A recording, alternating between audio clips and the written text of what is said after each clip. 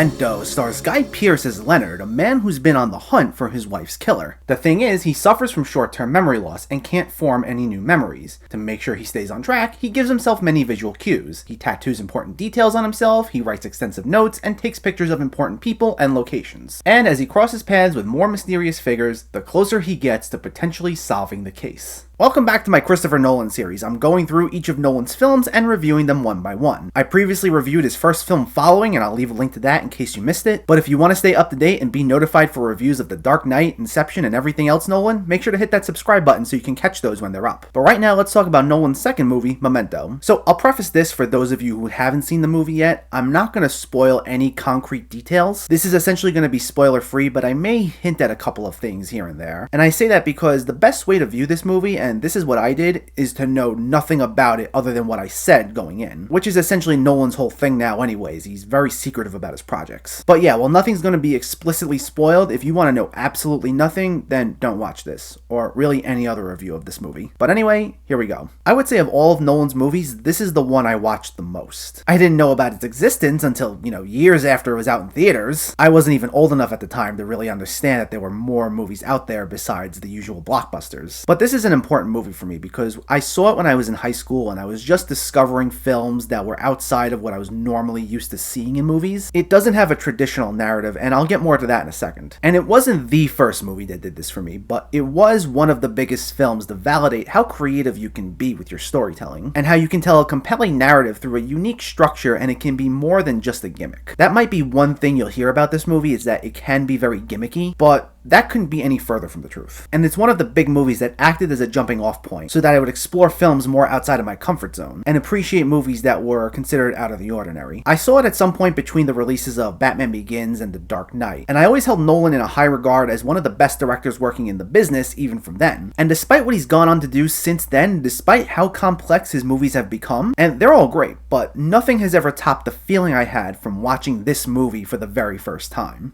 I was just blown away by this. So, yeah. Despite this being released in theaters 3 years after Following, the idea for this, or at least something similar, goes back to a few years before Following. It was actually based on an idea for a short story written by Nolan's brother Jonathan, which itself technically wasn't released until after Memento came out. And a lot of elements for this film were already conceived through this short story. And I wonder how much of that story went on to influence Following as well, because when you watch both Following and Memento back to back, which is what I did before recording either review, it's very obvious this feels like a natural progression. A lot of both technical and storytelling elements carry over from one film to the next. This takes on that film noir style that we saw in Following. Like the young man in that film, here Leonard runs into countless unsavory figures as he's trying to solve this mystery. Not everyone's necessarily that way, but even the people who seem kind to Leonard, there's something off about them. Some of them will be purposely vague, mainly a woman named Natalie, played by Carrie Moss, and a man named Teddy, played by Joe Pantoliano. Leonard leaves notes to himself as to whether or not to trust either of them, but it's not immediately revealed why. Once again, we get a score by David Julian, who took care of the music for all of Nolan's earliest films. And it is haunting. It's still this sort of humming sound that we saw in Following, but this time he cranks up the intensity. It's still not that Hans Zimmer style, like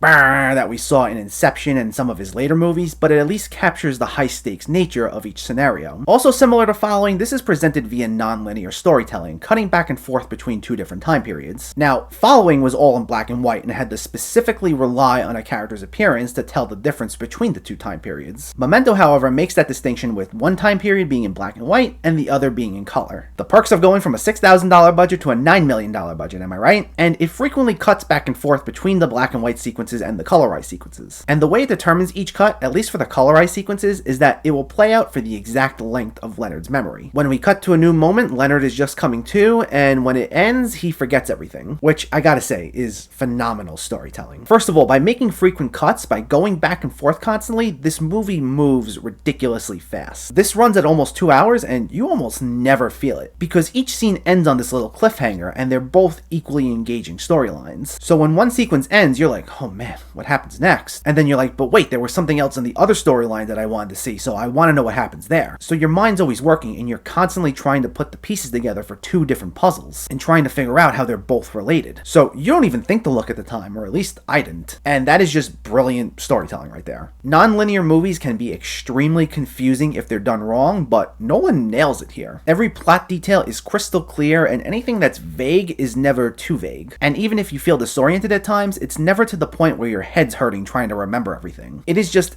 excellent writing. The screenplay is by far the absolute best thing about this movie. It was nominated for Best Original Screenplay at the Oscars and didn't win. It lost to Gosford Park, which I don't know there. I mean, that was also a good movie, but no comparison there. The colorized sequences will play in reverse chronological order, so the end of one scene will actually be the beginning of the scene we saw previously. The movie itself opens with this huge moment, and I won't spoil what it is, but now we're working our way backwards to what led up to this moment. And like I said, it's never confusing despite the narrative structure. What really helps is that each scene essentially begins as this blank slate. In a way, it's almost vignette-like, although unlike an actual vignette, everything is still important and ties in together. But what I mean is you're figuring out everything along with Leonard as each scene begins. And that's key to making this movie work. We get a lot of narration, and normally I'm not the biggest fan of narration in movies because all it does is just explain every little detail and feeling to us. But here it works perfectly, and it's almost necessary. Leonard begins each scene having to tell himself where he is, and he has to quickly put together the pieces to each situation he's in, even if he, or the audience, doesn't know how he got there. Now this may seem like it'll end up being repetitive, but each scene begins with him in a totally different scenario. Like every time he's somewhere different, maybe he's in his car, or in a motel room, or he's in someone's house, so nothing gets repeated in the narration. Nolan doesn't waste a second rehashing material that we already know. Like, we don't get multiple scenes of Leonard telling himself he's looking for his wife's killer. If something is sort of repeated, it'll be like Leonard tells himself something in one scene, and then it'll be a quick visual cue in the next to let you know that he's now up to speed again. And that was great. And what I also love about these sequences, like I said earlier, every scene has a cliffhanger. Since we know each scene is going to end where the previous scene began, and they begin with Leonard in a completely new scenario, the cliffhanger is, well, how did he get there in the first place? Which isn't revealed until the next scene. And I've said this a few times already, but I'll say it again. That is just fantastic storytelling right there. Now, as opposed to the colorized sequences, the black and white scenes are shown in chronological order. Now, these are quicker cuts. They don't last as long as the colorized sequences. Some, but not all of them, will be for just a few seconds. It's mainly Leonard on the phone with someone, and we don't know who it is, but a lot of it focuses on Leonard telling the story of a guy named Sammy Jenkins, played by Stephen Tobolowsky, who, by the way, is one of the most underrated supporting actors. He is just an extremely charismatic guy, and even when he plays someone you don't like, which isn't the case here, it's hard not to enjoy just watching him in action. But Sammy Jenkins is someone with the same condition as Leonard's, and his story is recounted over the phone. And we see it actually play out. It's not just these static images of Leonard on the phone. But Leonard speaks about Sammy so that he can relate his story to his own. It was believed Sammy can be conditioned into exhibiting certain types of behavior through repetition. Like he's given a few objects and he's asked to pick them up one at a time, but one of them will provide an electric shock if he does. And he never seems to pick up the instinct to not pick up the electric one, no matter how many times the experiment is repeated.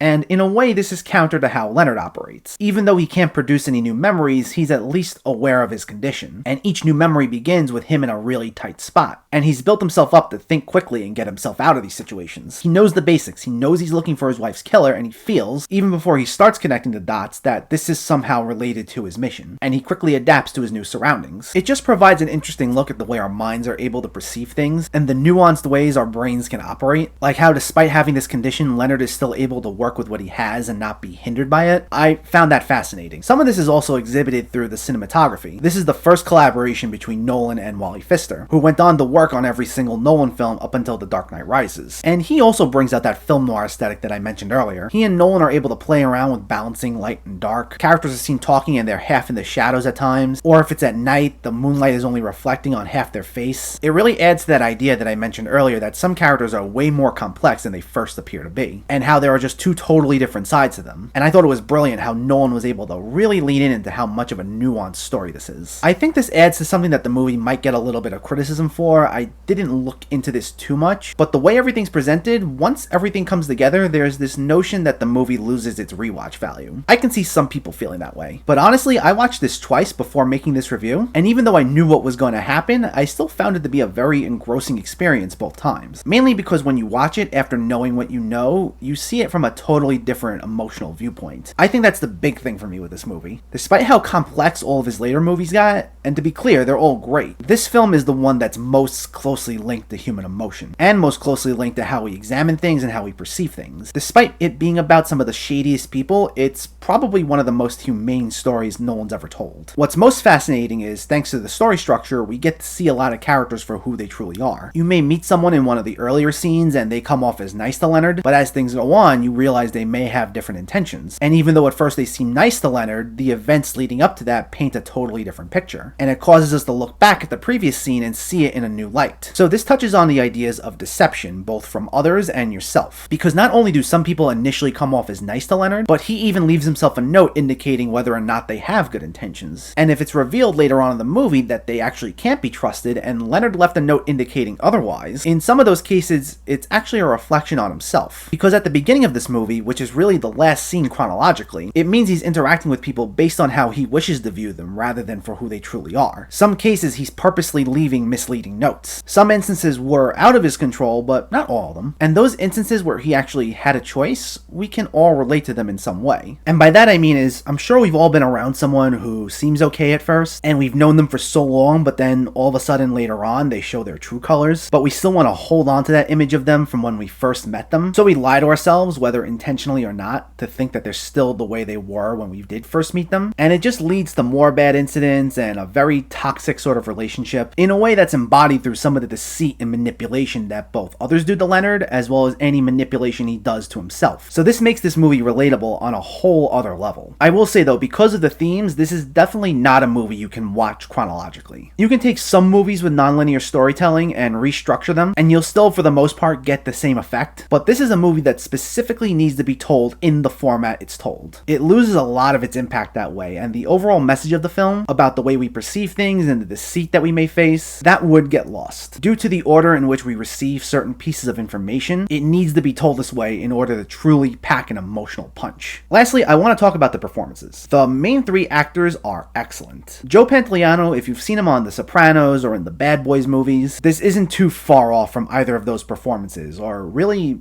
most of the performances of his. He's kind of this cheeky, loudmouth guy who makes little quips, but it works for him here. He's a fast talker, and it's clear he's able to use that to get himself out of trouble. And this fits because he's someone that we're not sure can be trusted. We don't always know if he's telling the truth or not, so we have to take things that he says with a grain of salt. Same with Carrie Ann Moss, and she gives by far her best performance ever here. The way she interacts with Leonard, there's always this hint of sarcasm or disgust whenever she talks to him. Even if she's seemingly helping him with something, there's always this hint of resentment. And that's a mystery in and of itself, trying to figure out why she is the way she is, and she does a fantastic job here. Guy Pearce, though, who's at the front and center of all this, is phenomenal. It's funny, he was actually cast after Brad Pitt passed on the role, and Nolan decided he wanted to go with someone who wasn't a major star, and he crushes it here. But it fits in line with the fact that even though Pearce has been in a number of big films, he's never been established as a major star, even after being in this movie, despite all the critical acclaim it got. I mean, he's still in plenty of big films to this day, mainly in supporting roles, but he never reached that A-list status that his contemporaries got. And that's a shame because he knocks it out of the park here. He's strong-willed, alert, he keeps his cool, but still conveys so much emotion and brings to life one of the most complex protagonists in a film. And it can't be understated how good of a job he does here. If you couldn't tell, I love this movie. Seeing it recently, twice, having not seen it in years, even with knowing what happened, it still packs an emotional punch. Everything about it is nearly flawless. The writing is top-notch, it's got one of the most creative story structures I've ever seen. The performances are all incredible, the score is haunting, the cinematography is beautiful, Nolan's direction is great, and it touches on so many themes, exploring the complexities of the human mind, and it gives you so much to think about. And even if you already know what's going to happen, you can still gain so much from rewatching this. I can attest to that. Despite everything that Nolan's put out after, this is still his masterpiece and one of the greatest movies of all time. Memento gets a 10 out of 10.